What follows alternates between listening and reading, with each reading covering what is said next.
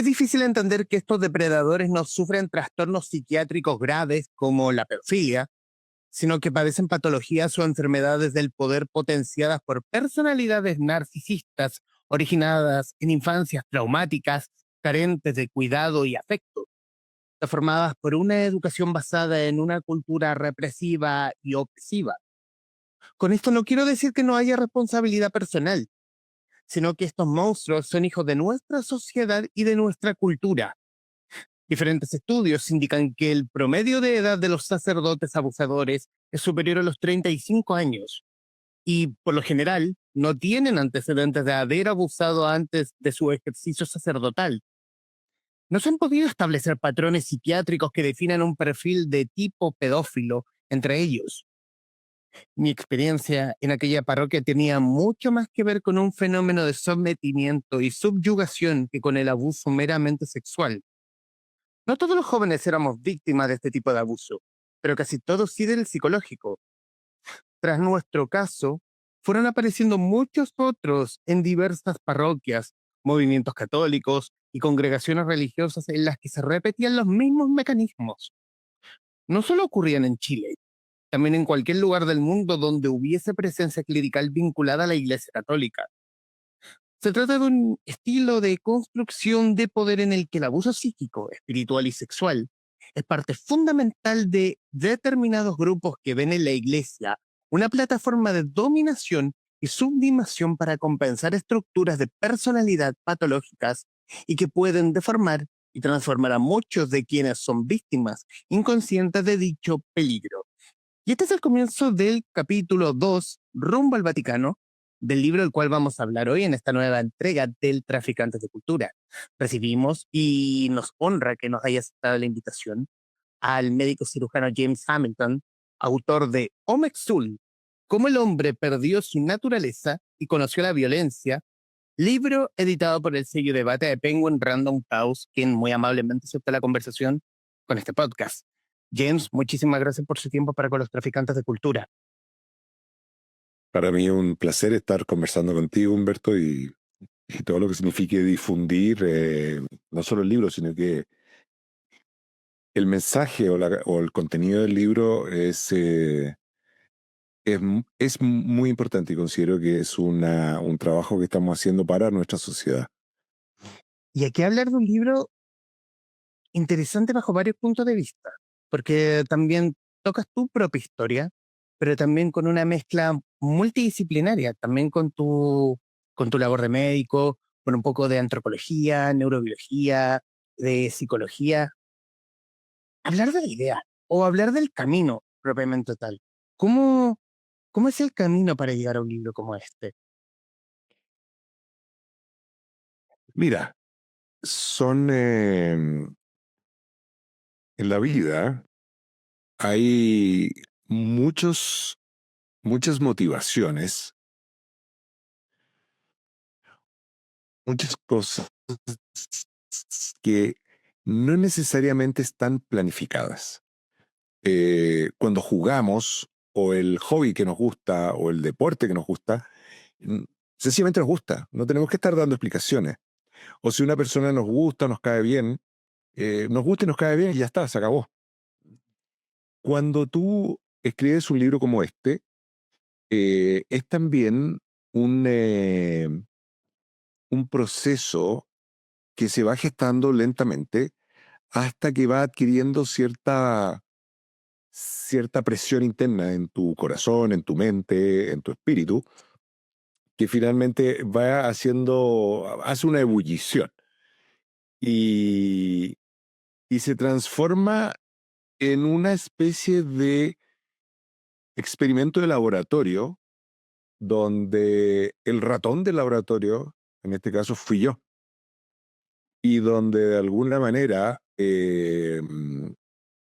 descubrí, siendo un ratón de laboratorio, en esta experiencia de vida, descubrí que los ratones de laboratorio son fundamentales para curar enfermedades.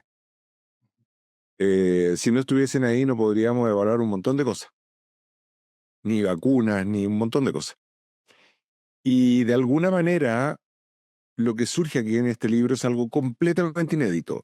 No es una copia de nada, no es un copy-paste, a pesar de que tiene más de 300 referencias de científicos del mundo y libros, de una base de más o menos 5.500 artículos hasta el año 2025, incluyendo también libros. Y lo que se condensa ahí son 300 y pico artículos, que son los más representativos. Pero lo que se hace acá es entregar una visión en la que uno realmente eh, cree en lo que está diciendo, en la que uno fundamenta lo que está diciendo, en la que uno se arriesga a decir todo lo que está diciendo, porque en ese camino de descubrimiento, de experimento, llego a conclusiones tan eh, de tal peso que se transforma en un libro necesario para todo el mundo. Lo apoyen, no lo apoyen, lo desechen, no lo desechen, pero es un libro absolutamente necesario, porque es un libro que va a desencadenar en cada uno de los lectores un debate interno, un análisis interno, probablemente como nunca antes. Entonces, eso eh, es un fenómeno que, como tú me preguntas, se fue gestando como una necesidad, eh, dado que creo que va a ser una manera importante de dejar una experiencia como un legado, que puede ser un legado útil, muy útil, poco útil, pero es un legado al fin. Es interesante, digamos, también la forma, porque también en el ciclo de conversaciones que hemos tenido del traficante de cultura, nos gusta hablar del poder y sobre todo del ejercicio del poder y del cómo se hace ese ejercicio del poder y ahí tocar el tema de la maldad y el ejercicio también de hablar de la maldad, porque personalmente a uno le han enseñado que la maldad va más quizás ligado como inherente al ser humano, como libre albedrío desde la religión católica. Pero aquí en el libro tú hablas de que hay cosas más ambientales, hay cosas más como según el ambiente de cada uno, por tomar un tirano histórico cualquiera en el fondo, que, que que es el resultado de esa misma maldad desde el principio. ¿Cómo, ¿Cómo fue ese ejercicio también de hablar de la maldad? De hablar de la maldad y sobre todo porque tú lo comienzas con una pregunta.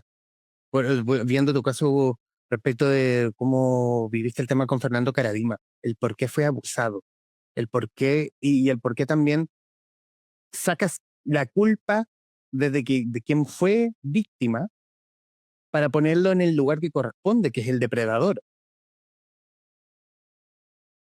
Sí, bueno, una de las grandes e importantes conclusiones que, más que conclusiones, análisis profundos que me llevó a este libro es justamente el análisis del poder y el poder interno. Cada estructura interna de cada persona, el self, el yo, tiene una estructura de poder interno. Pero hay un poder que es el que se ejercita socialmente, con el prójimo, y un poder también que se ejercita con el ambiente. Entonces, la única manera de entender un poder sano o patológico es saber si este poder está al servicio de los demás o del ambiente. Si no está al servicio de los demás o del ambiente, es un poder corrupto, se ha corrompido. Por lo tanto, es un poder patológico. Ahora, eh, todas estas circunstancias y todo lo que tú me comentas sobre encarar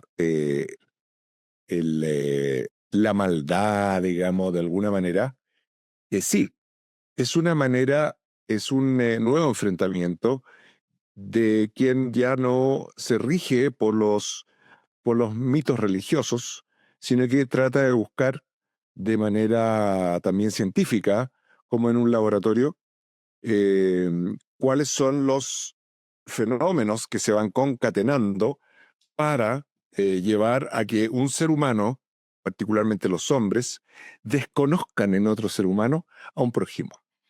Y también que se desconecten de la naturaleza. Hoy en día los seres humanos, si nos dicen, oye, no, que ustedes lo trajeron los extraterrestres, nos calzaría perfecto, porque nos sentimos tan desconectados, tan fuera de este mundo, tan de alguna manera sin entenderlo, sin sentirlo, sin escucharlo. Para alguien que va, si a ti te comenta alguien que fue a un bosque y escuchó todo tipo de pajaritos, que le encantó, que sintió el sonido de los árboles, tú vas a decir, ya, este se puso New Age, se puso ecológico. Entonces lo que hay son actitudes despectivas contra lo que es natural. Y ese es el gran problema de nosotros, en particular los hombres, que producto de un cambio evolutivo que ha llevado a una alteración de nuestra socialización, nosotros nos hemos vuelto violentos, agresivos y nos hemos desconectado primero de nosotros mismos y de nuestros sentimientos, no reconocemos y nos desconectamos del prójimo y estamos particularmente desconectados del ambiente.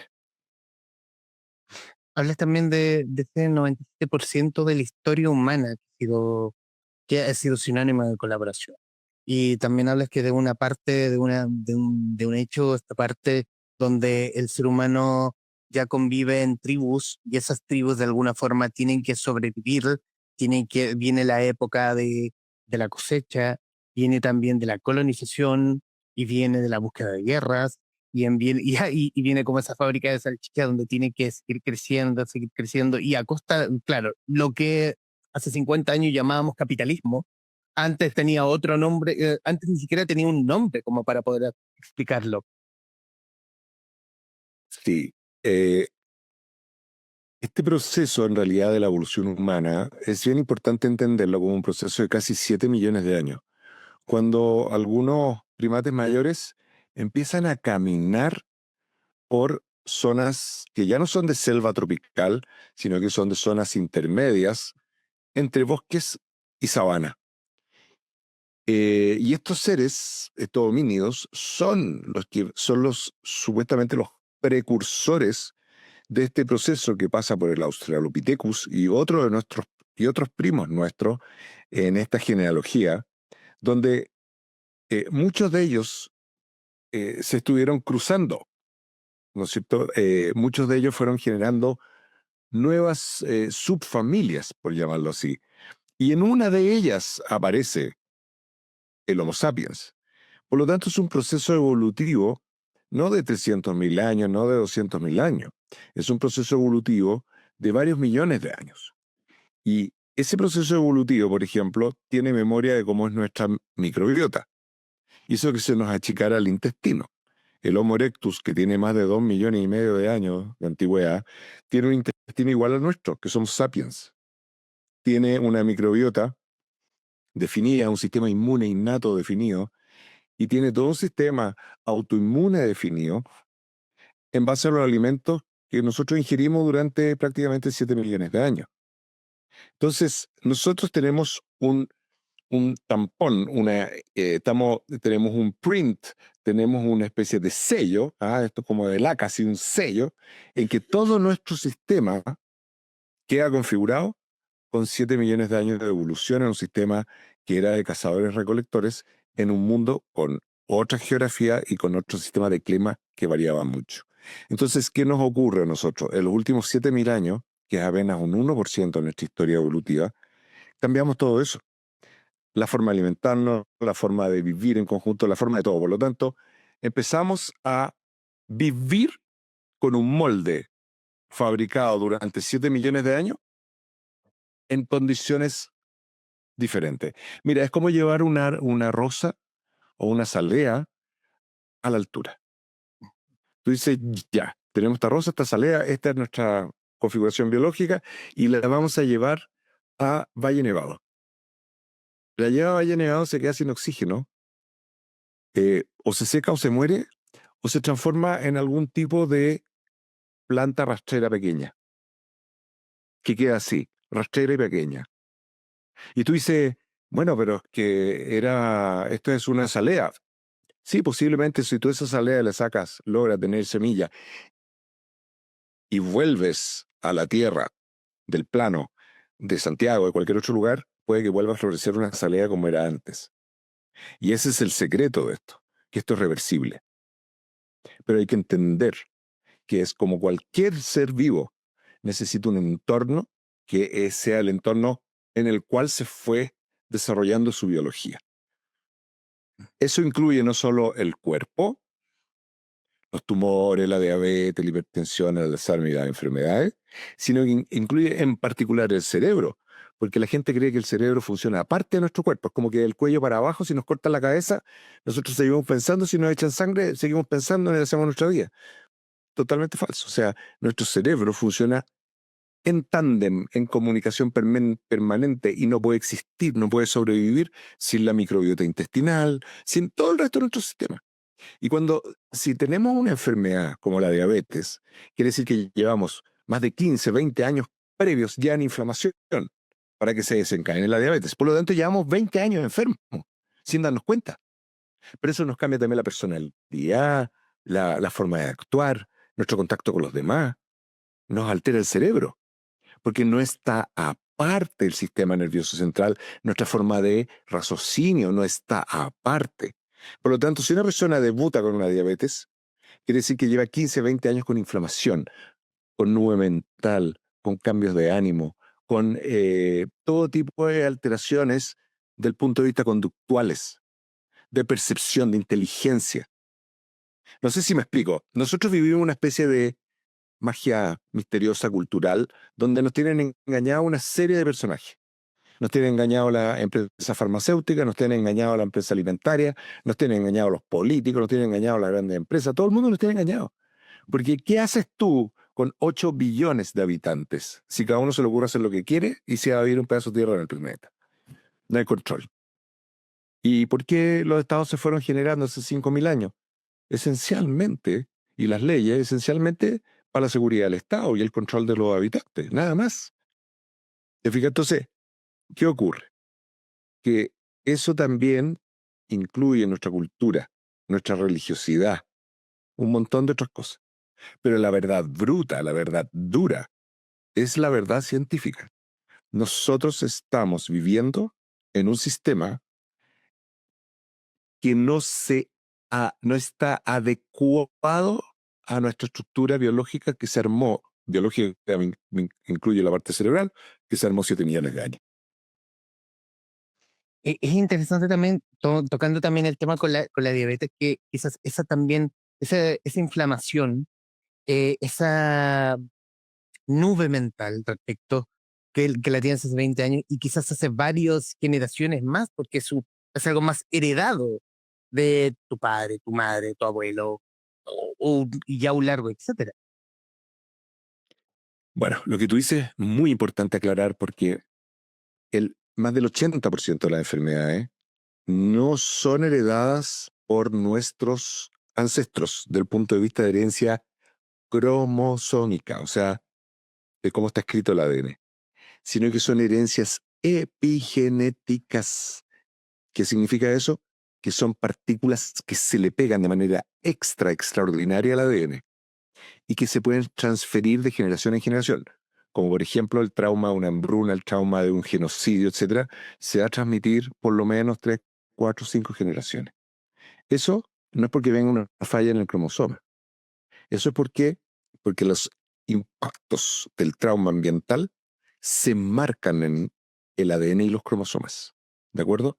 No alteran lo que está escrito, alteran el color de cómo está escrito o le ponen rayones o borrones encima.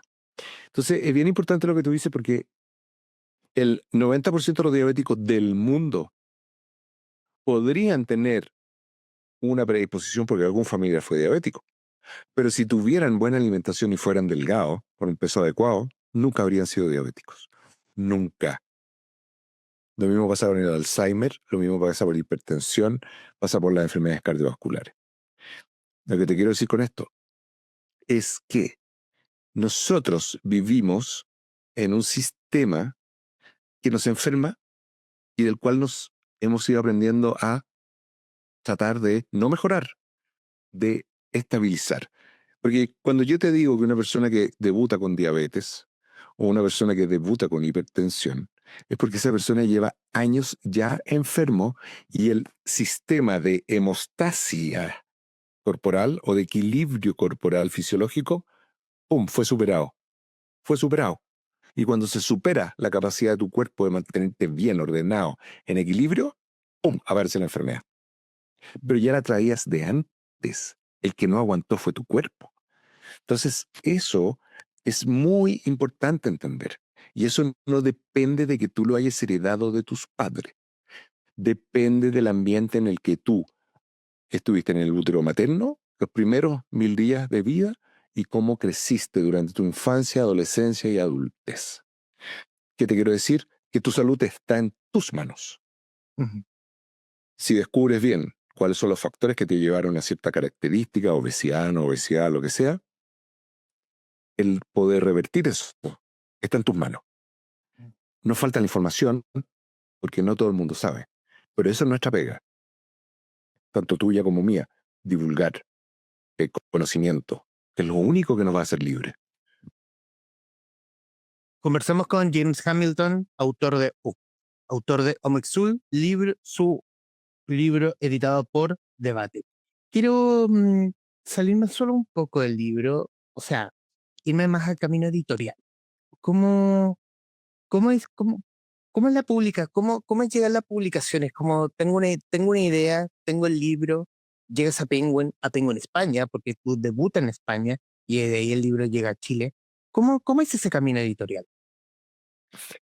Mira, a ver, con José Andrés Murillo, Juan Carlos Cruz, luego de todo el famoso caso, etcétera, nos ofrecieron hacer un libro en debate, justamente el Penguin Chile, Mm. que se llamó Abuso y Poder, que es un libro que recomiendo porque es bastante clarificador y esclarecedor de un poco de cómo funciona el poder en la iglesia.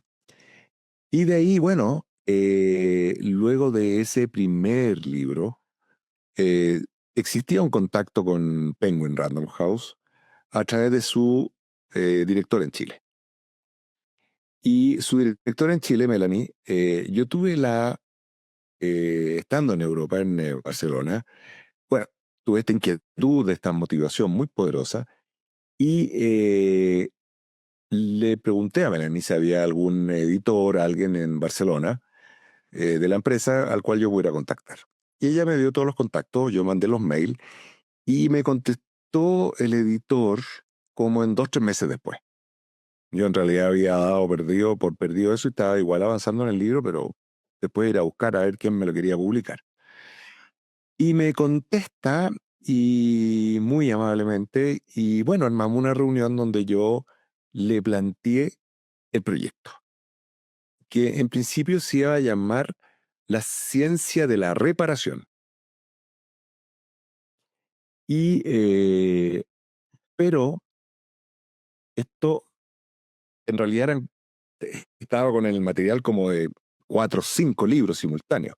Entonces esto fue de alguna manera también evolucionando, fue transformándose en Homo Exul y de alguna manera junto al equipo editorial español, Barcelona, que después pasa a Madrid. De Barcelona traspasan el proyecto a Penguin Random House Madrid con la editora jefe, allá Paloma.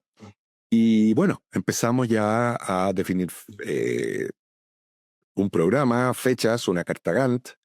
En la medida que íbamos avanzando, cuando ya estaba, te diría yo, el primer draft, ¿ah? ¿No es cierto? El primer ensayo de este libro, bueno, empieza ya la interacción con la eh, editora propiamente tal que empezó a trabajar conmigo, esencialmente en una labor de estilo, de corrección, de elementos gramáticos, eh, y al mismo tiempo en Chile le pedí ayuda a Odette Mañé, quien de manera súper, súper generosa y sabia también me fue ayudando un poco en el lenguaje, eh, en sus opiniones, porque para ir descubriendo si esto tenía sentido, enganchaba al lector, etcétera.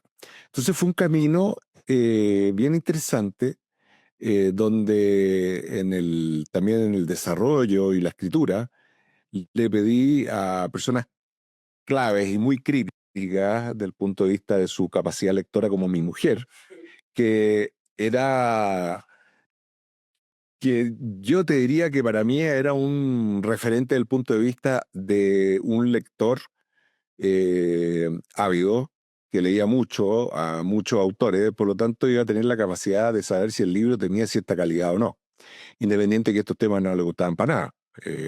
Era de otro tipo de novela. Y eso, fíjate que fue una reafirmación que me fue dando cada vez más, eh, te diría yo, me fue reafirmando en este camino, y, y que finalmente es un camino como muchos caminos. Tú vas a cierto, no sé, pueblo en la costa, o balneario, sabes dónde vas, sabes más o menos como el balneario, pero no sabes dónde te vas a alojar finalmente. O sea, hay un montón de aspectos en los cuales cuando tú llegas al lugar no tienes definido. O si lo tienes definido de antemano, tampoco sabes cuál va a ser la vista, si va a estar cerca de la playa, si va a estar cerca de un lugar para salir a pasear y caminar o andar en bicicleta, etcétera. Así que es para mí una primera vez, porque esto fue un trabajo en solitario. Toda la, todo el trabajo también bibliográfico fue en solitario. Entonces, como enseñanza, también como aprendizaje, fue muy, muy, eh, muy valioso. ¿Cuánto tiempo lleva la realización de un libro como este?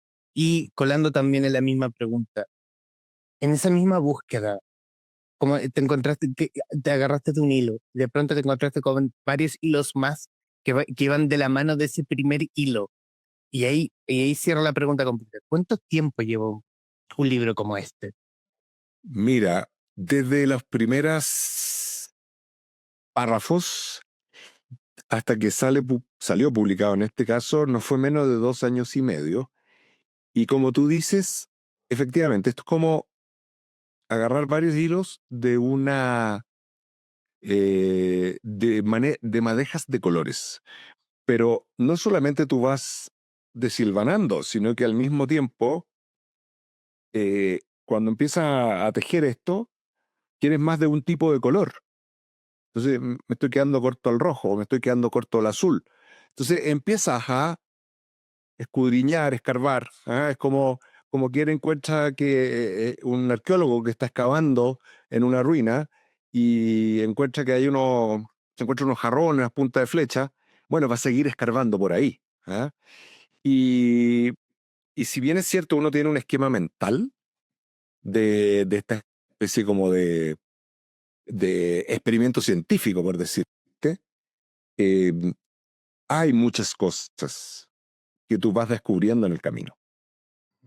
Y eso es lo más fascinante. Pero tienes que estar muy abierto de mente, muy abierto de mente. Tienes que aprender a tener mucha capacidad de asociación libre. O sea, que cuando una idea te lleva a otra, no la bloquees, no la cortes. Vas y la investigas, aunque te quite tiempo, o que te quite el ritmo que lleva la escritura. Porque si te produce interés o te motiva, es porque es importante. No sé si me explico. Mm, sí, sí. Em, Quiero irme a otro punto y quizás asociarlo también, hablar de empatía y la maldad y por qué asociarlo a los hombres. Y a los hombres y a la guerra.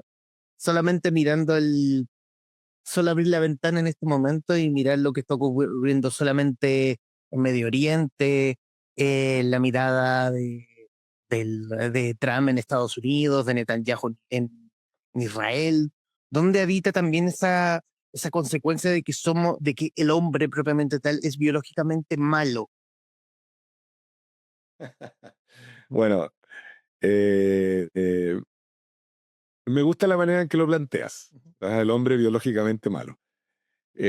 como el macho traidor de la especie. Mm. Sí, no. Eh, el hombre eh, es biológicamente más que malo, hoy en día mucho más primitivo del punto de vista del concepto de poco elaborado, poco sociable, poco culto, poco inteligente, que lo que era probablemente hace 20.000 años. Porque el macho de la especie, de nuestra especie, como son también los machos, por ejemplo, los lobos, en primates mayores, como son los bonobos, eh, requiere una educación, un proceso biológico de sociabilización. Son algunas especies en las que eh, el macho se involucra en el desarrollo de las crías y en el cuidado de la manada o de la tribu. Pero para eso se requiere que haya un proceso biológico súper definido por estos casi 7 millones de años de evolución, en el cual están involucrados un montón de sustancias químicas para que se nos desarrolle en el cerebro esta capacidad de sociabilización, de las cuales una de las más importantes es la oxitocina.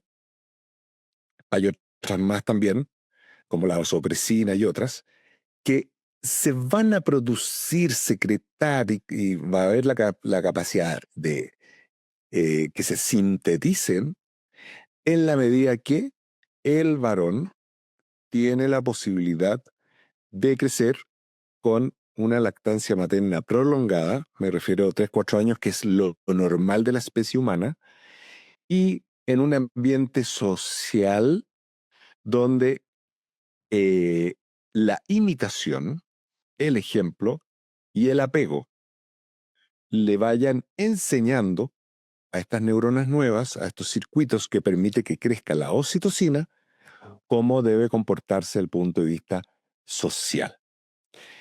Esto porque la oxitocina contrarresta el efecto de la testosterona, nuestra hormona, digamos, príncipe o rey, contrarresta ese efecto especialmente en lo que es su impacto en los receptores de andrógenos. Un ejemplo, cuando tú ves a un atleta del mundo sancionado por la Federación Olímpica por uso de esteroides, es porque ese atleta usó derivados de la testosterona para que sintetizara más músculo. Y para que pudiese sintetizar más músculo, necesita la presencia de receptores de andrógenos en los músculos. La cerradura, receptor de andrógeno; la llave, la testosterona o el anabólico. Esto, si tú lo bloqueas con otras hormonas, aunque esté con anabólicos, con testosterona elevada, etc., esa persona no va a poder sintetizar el músculo que quisiera. Por lo cual, para las mujeres que usan anabólicos, como se vio en los que eran las antiguas repúblicas del este, también en otros países del oeste, eh, las dosis de anabólicos en las mujeres tenían que ser mucho mayores que las dosis de anabólicos en los hombres, por lo mismo. Entonces, esa tremenda diferencia biológica que tenemos hombres y mujeres configura nuestra conducta, configura nuestra sociabilización, configura nuestra empatía. Si tú nos pones a los hombres sin efecto de oxitocina, sin lactancia materna, sin apego, etc., la verdad que casi, casi imposible que desarrollemos empatía. Porque la empatía en el hombre requiere un desarrollo neuronal que requiere de las conductas y lo que se ve. ¿Por qué es importante porque para construir los circuitos necesitas un plano eléctrico. Ese plano eléctrico te lo da la experiencia que tienes con tus congéneres en la tribu, en el apego, en el afecto, en el cariño. Si no tienes ese plano, ese mapa de ruta emocional, vas a quedar completamente sin empatía, con riesgo de psicopatía. Es un riesgo también como dice, habla de como siempre hablan del agua como un recurso escaso. Hoy yo creo que está el agua y la empatía también como un recurso escaso. Por ejemplo, también, nuevamente, mira, abrimos la ventana, mira lo que ocurre en Medio Oriente. Pasa que ocurre como, disculpando el francés, qué mala cueva, cerramos la ventana y seguimos con nuestra vida. Pero tampoco pasa algo con la población civil que está sufriendo esos ataques. Y por ambos lados, porque a esta altura aquí nadie está ganando, aquí solamente pierde y pierde la población civil que queda indefensa respecto de estos ataques. Ahí, mira, ocurren varios fenómenos, pero te diría yo que los más potentes y poderosos son la persona que realmente le importa un comino, porque le importa un comino, porque podría estar pasando acá en la esquina, o en, no sé, un ataque a la población de La Victoria. Les da lo mismo, particularmente los hombres. Las mujeres son más sensibles, pero se genera otro fenómeno, que es bien complicado. Y es que son tales las brutalidades de aquellos que no tienen empatía, aquellos psicópatas que matan, fanáticos religiosos que matan por Alá, etcétera, es tanta la y otros que matan porque se creen superiores a los fanáticos religiosos de Alá, etcétera, son tanta la psicopatía que genera mucho miedo en el mundo, pero por sobre todo en aquellas personas que tienen la empatía funcionando, es una es darse cuenta de algo tan duro, tan doloroso, tan terrible, que cuando tú quieres hacer actuar esa empatía con respecto a los tuyos, pensar en tus hijos y, y hacer esa especie de neurona espejo de lo que le pasa a un papá y a un niño en Palestina, y tú llegas a imaginártelo con tus hijos, es tan doloroso, es tan brutal, que sencillamente te bloqueas. Y no te bloqueas inconsciente, lo bloqueas porque no quieres pensar en el tema. Es demasiado duro. Y la gente se siente tan impotente, porque sus líderes y las grandes potencias, la verdad que les importa perdonad el francés, un carajo también, como dices tú. Entonces, es un fenómeno súper complejo. No todos son completamente ajenos o que no les importa, sino que hay gente que no es capaz de soportar ese dolor porque son empáticos.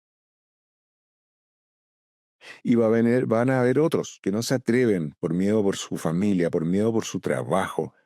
Mira, a mí me echaron 2 veces de mis pegas porque iba un obispo a decirle a la gente donde yo trabajaba que en general eran semifanáticos religiosos católicos, y bastaba que el obispo les dijera cualquier brutalidad y ellos actuaban en consecuencia. Listo, chao, este doctor, chao, chao, este doctor es un mal cristiano, es un mal católico. Esos fueron algunos de los argumentos que me dieron. Entonces, eh, hay muchas personas, y me incluyo, que nos da mucho miedo seguir de alguna manera exponiéndonos o poniendo en riesgo nuestra vida, la de nuestros hijos, nuestra señora, de todo lo que tenemos alrededor, defendiendo estas verdades que son verdades completamente eh, de abrazar y de pelear por ellas, ¿te fijas? Pero lo que hemos perdido el ser humano hoy en día es la comunicación. Como estamos dominados por los medios, no sabemos realmente lo que piensa el vecino. La única manera de saber lo que piensa más o menos la población en Chile es cuando se elige, por ejemplo, un presidente. La gente decía, las KDM decían tal cosa, más perdidas y más manipuladas que nadie, y salía algo totalmente distinto. O sea, ahí tú te das cuenta el sentir de una ciudadanía. Pero si es por los medios, por las encuestas, por todo, es imposible saberlo porque están todos manipulados. Entonces, como no nos podemos comunicar en verdad, tampoco nos podemos unir en cruzadas o de alguna manera, en ¿cómo te diría? En, Ya, buenas causas. em, yo te diría en cruzadas y causas que valen la pena. Ujú. ¿Te fijas? Entonces, porque no sabemos lo que piensa el otro nos da hoy en día susto. Por eso que Homo Exul es tan importante. Hay que entender por qué le tenemos miedo al otro y por qué el otro nos tiene miedo a nosotros. En particular entre los machos. Mm. Tanto nos cuesta conversar, tanto nos cuesta mirarnos a los ojos, hablarnos con respeto, quizás por ideas, capaz que no tengamos, no coincidamos en nada, pero también, y también tomando en cuenta de la maldad puesta en redes sociales respecto de fake news, por ejemplo, así como James Hamilton me pega a un perro, no sé, y no tengo cómo probarlo, pero deja la mala semilla ahí y dejo que crezca sola. Claro. Mira, eh, yo pienso que, ponte tú la conversa que tenemos ahora tú y yo, que bueno, más converso yo que tú en realidad, yo no me para la boca, pero, Yo estoy pero fascinado acá. Bueno, sí, pero en esta conversación que podemos establecer tú y yo, lo más importante es que así como tengamos pensamientos en común, tengamos muchos pensamientos divergentes o distintos, porque de eso se trata. Nos han enseñado que el que piensa distinto es un enemigo, y no, el que piensa distinto me aporta una mirada a el problema o la situación en la que yo estoy hoy. Porque si no terminamos efectivamente, como escuchaba hoy día, escuchamos con mi familia, como The Wall. Terminamos todos alienados. Terminamos como soldaditos de plomo. Nada peor que estar alienado. Porque volvemos a lo mismo. Si tú tenías un grupo de 40 personas en una tribu que tenían distintos conocimientos, distintas habilidades, distintas capacidades, distintos dones y distintas visiones de la vida, esa tribu tenía mucho más probabilidad de sobrevivir que una en que todos pensaban lo mismo y hacían todo lo mismo. Porque tenían que adaptarse a cosas completamente sorprendentes, nuevas, de lo que nos pasa hoy en día. Entonces, la diversidad, no solo sexual, la diversidad de pensamiento, diversidad, etcétera, es lo que en un juego, con las reglas establecidas, como me parece hoy en día el mejor, que es la democracia, o el menos peor, como diríamos, si se conservan las reglas, la diversidad es lo único que nos va a permitir salir adelante. O sea, yo necesito que el otro tenga otra visión. Porque si el otro se transforma en otro yo, más de lo mismo. James, en los minutos que nos quedan, quiero hablar de sensaciones. ¿Qué sensación te deja Maxul? Publicado ya con difusión en medios, en librerías, la mirada de tus parqueanos en redes sociales que han leído el libro. ¿Qué sensación te deja a ti? ¿Cómo está tu corazón después de la publicación?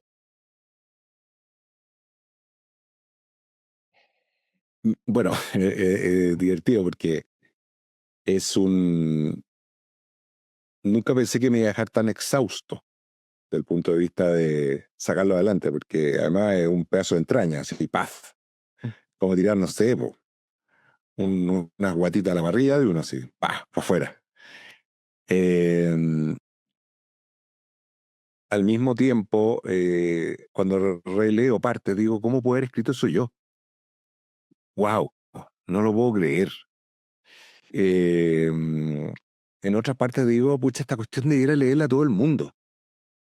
Este libro es necesario, tiene que leerlo la gente, tiene que entender que le va a hacer bien. A mí me hizo tremendo bien.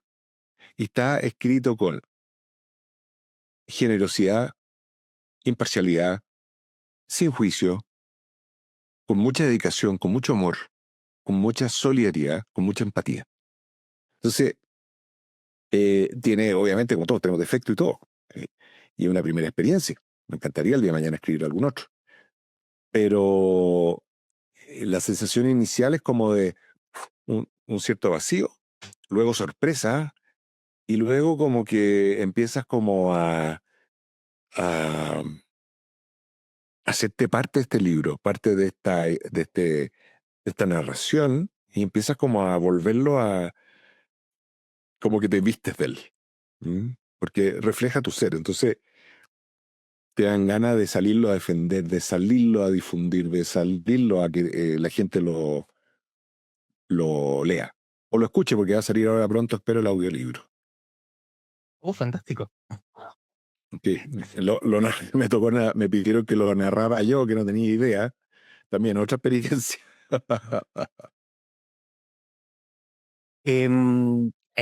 Ahora sí, en el tiempo que nos quedan, James, quiero darle las gracias por el tiempo, por la disposición a conversar. Es un libro absolutamente fascinante, didáctico. Lo pienso también como un mazazo en la cabeza de ideas que de las que o no hemos o no estamos acostumbrados o de los cuales quizás no lo hemos visto, pero no lo hemos visto desde otro foco, desde esa otra mirada. Probablemente sea un libro que voy a estar releyendo durante el año y durante mucho tiempo, porque lo siento un libro con una larga y joven vida, para poder hablar y conversar acerca de lo que nos pasa, de hablar de violencia, hablar de poder desde el punto de vista desde el punto de vista de dónde vivimos cada uno, de cómo nos enfocamos cada uno.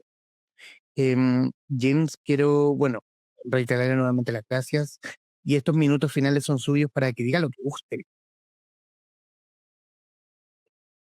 Eterna gratitud, independiente de la vida, de todas las cosas que pueden a veces ser terribles, la vida es muy, muy bella al mismo tiempo y yo solamente quisiera dar las gracias. Dar las gracias, eh, mi familia, mi mujer, mis hijos, la la vida que me ha tocado. Dar las gracias por estar aquí, por haber podido escribir un libro así y hacer tantas cosas y todavía poder seguir haciéndolas, por tener salud, por tantas cosas. Así que inmensa gratitud, solo gratitud. James Hamilton, autor de Omexul, Cómo el hombre perdió su naturaleza y conoció la violencia, libro editado por Debate, en conversación con la guarida de los traficantes de cultura. Estimado James, muchísimas gracias. Muchas gracias a ti, Humberto. A quienes nos están viendo y escuchando, gracias por estar ahí. Adiós.